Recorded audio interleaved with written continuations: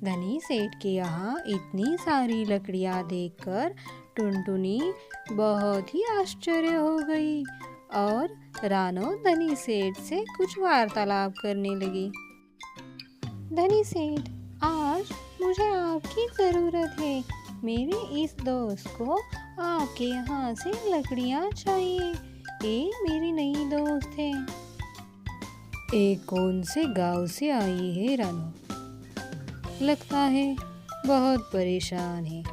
उसकी आंखें और चेहरा साफ साफ उसका दुख बयां कर रहे हैं।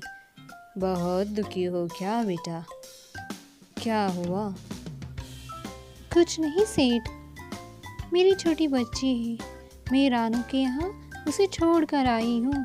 चिंता है, अभी अभी बारिश हो गई और फिर से बारिश ना आ जाए। मेरे जाने से पहले वो बहुत डर जाएगी और ये लकड़ियाँ लेकर मुझे घर भी बनवाना है। इसी चिंता में थोड़ी परेशान हूँ। आपको फिर कभी मेरी सारी हकीकत बताऊंगी।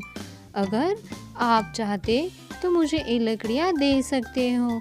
इसके बदले मैं आपके यहाँ काम करूँगी। मैं आपसे कुछ भी फ्री में नहीं ले जाना चाहती। धनी सेठ, आपका बहुत बड़ा उपकार होगा अगर आपने ये लकड़ियाँ दी तो। मेरी दोस्त बहुत परेशानी में है। उसके पास खाने और पहनने के लिए भी पैसे नहीं है। कुछ ना कुछ करके वो ये अपना घर बनवा लेगी तो फिर काम पर जाकर आपका सारा धन चुका लेगी। आप अगर ये सब सोचकर हमें कुछ लकड़ियाँ दे तो अच्छा होगा। रानो, तुम तो जानती हो मैं बिना पैसे लिए किसी को भी अपने लकड़ी को हाथ नहीं लगाने देता। लेकिन टुनटुनी बहन का चेहरा देखकर मुझे बहुत अफसोस हो रहा है। लगता है इन्हें लकड़ियाँ देनी ही पड़ेगी। और आप दोनों ने कहा ना, इनको कोई भी काम नहीं है, तो क्यों ना मेरा एक खेत ऐसा ही पड़ा है, मैं उससे उत्पन्न नहीं ले रहा था। टुनटुनी वहाँ खेत में काम करके खेत जोतकर अगर काम करना चाहती है तो कर सकती है। जो भी मुनाफा आएगा वो आधा आधा बांट लेंगे, लेकिन उस पर खर्च तो टुनटुनी को ही देना पड़ेगा। क्या बात है धनी सेठ, आपने तो हमें हीरों का खजाना ही दे दिया ऐसा लगता है। हम तो लकड़ियाँ लेने के लिए आए थे, आपने तो हमारा गुजारा ही हमें दे दिया। धन्यवाद धनी सेठ। क्यों नहीं, टुनटुनी ज़रूर करेगी और मैं भी उसकी मदद करूँगी। सेठ, आपने तो मेरी सारी परेशानी एक चुटकी में दूर कर दी। ये आपका उपकार ये टुनटुनी कभी नहीं भूलेगी। और जैसे ही खेत में मुनाफा होगा, एक साल का सारा आप रख लेना। आप हमें लकड़ियाँ दे रहे हैं, आपकी खेती भी हमें दे रहे हैं करने के लिए, इतना तो हम आपके लिए ज़रूर करेंगे। धन्यवाद सेठ। और वहाँ से टुनटुनी और अपनी रानो गिलहरी लकड़ियाँ लेकर टुनटुनी का घर बनवाने के लिए चले जाते हैं। टुनटुनी लकड़ियाँ लेकर अपना घर बनवाने के लिए आती है और सारी लकड़ियाँ रख कर वो घर बनवाती है। अपने आप में ही बहुत खुश थी टुनटुनी, क्योंकि उसे रहने के लिए ठिकाना भी मिल गया और अपना गुजारा करने के लिए धनी सेठ से खेत भी मिल गया। इसी वजह से वो बहुत खुश थी। उसी खुशी खुशी में उसने इतना अच्छा घर बनवाया कि उसकी बेटी देखती ही रह गई।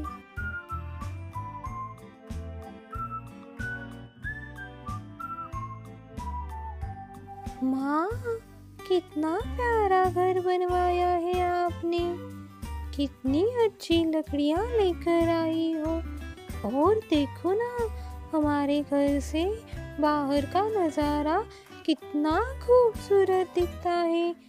अरे माँ, आप सच में ग्रेट हो। मेरी लाडो की माँ बहुत ही बहुत ग्रेट है। लाडो, मुझे ना गिलेरी मासी ने एक धनी सेठ से मिलवाने के लिए ले गई थी। वहाँ देखा कितनी खूबसूरत लकड़ियाँ थी। मेरा तो दिल बहुत आ गया सारी लकड़ियों पर, लेकिन मुझे डर भी था। वो सेठ हमें लकड़ियाँ देगा भी या नहीं, लेकिन वो सेठ बहुत अच्छा है। और बताओ लड़ो, वो धनी सेठ ना बहुत अच्छा है। उसने हमारा गुजारा करने के लिए उसका खेत भी दिया है। अब हम उस खेत में मटर लगवाएंगे और बाजार में जाकर उसे बेचकर हम अपना गुजारा करेंगे लड़ो। ये तो बहुत अच्छी बात है ना माँ। और इस बार ना माँ मैं आपकी बात नहीं सुनूंगी। मैं आपके साथ ना खेती में भी आऊंगी और बाजार में भी जरूर आऊंगी माँ, आप मना मत करना।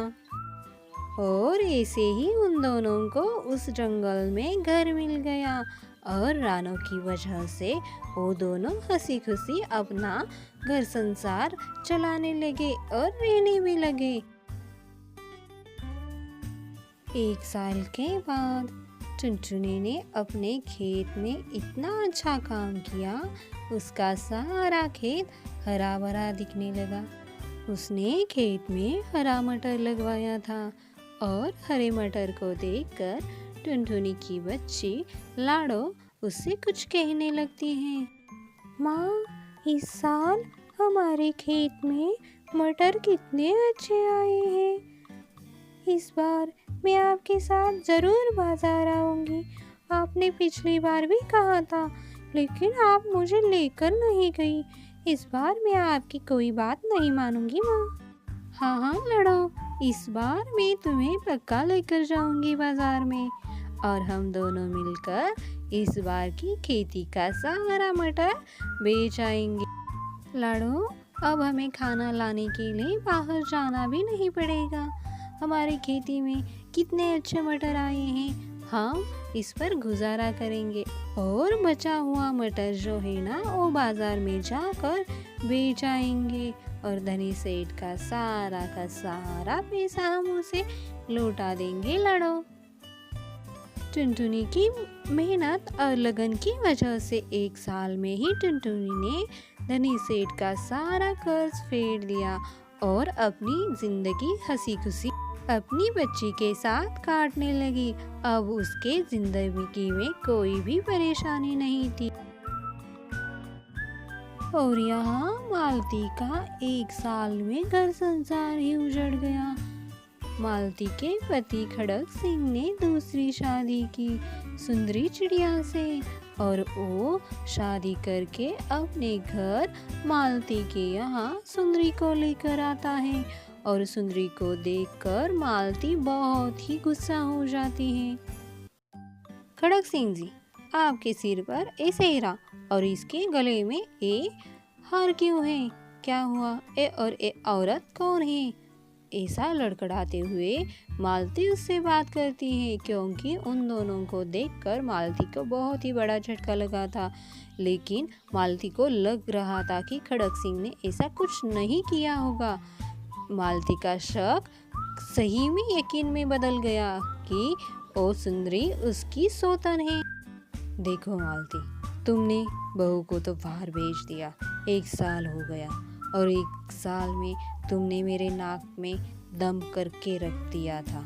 सारा काम, सारा घर संसार और सारा बाहर का काम भी मुझे ही करना पड़ता। तुम खाना खाकर सोती और जो सो रही थी वही का बिस्तर भी मैं लगा रहा था। इतना दम से पक गया था कि मैं दूसरी शादी करके लेकर आ गया मेरी बीवी को। अब मुझे कोई काम नहीं करना पड़ेगा। ए सुंदरी मेरा सारा काम करेगी। बुढ़ापे में तुम खुद का ख्याल रखती हो, मेरा तो कुछ रखा ही नहीं, तो मैंने सोचा क्यों मैं तुम्हारा ख्याल रखूं, इसलिए मैंने दूसरी शादी की। आपने शादी कर दी खड़क सिंह जी? आपको मेरा ख्याल भी नहीं आया? इतने बुढ़ापे में आपने दूसरी शादी की।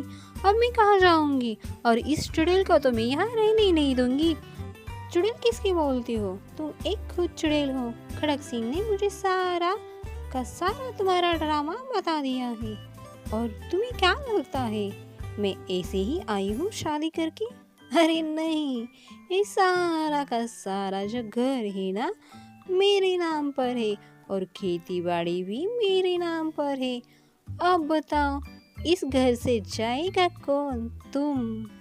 मैं नहीं मालती, तुम्हें तो जाना ही पड़ेगा। खड़ग सिंह जी और मैं यहाँ राज और ठाट से रहेंगे। उसकी सारी बातें सुनकर मालती बेहोशी हो गई। बेचारी बुढ़ापे में घर को छोड़कर चली गई। बुढ़ापे के दिन उसे घर में रहना चाहिए था, लेकिन उसके कर्मों की वजह से वो बुढ़ापे में बाहर पड़ी। तब उसे अपने बहू और अपनी नातिन की याद आ गई।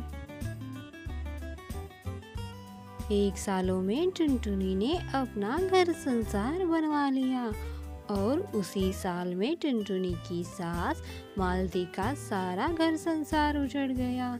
कहते हैं ना, अगर अच्छा कर्म करो तो सारा सही हो जाता है और बुरे कर्म का फल जरूर मिलता है।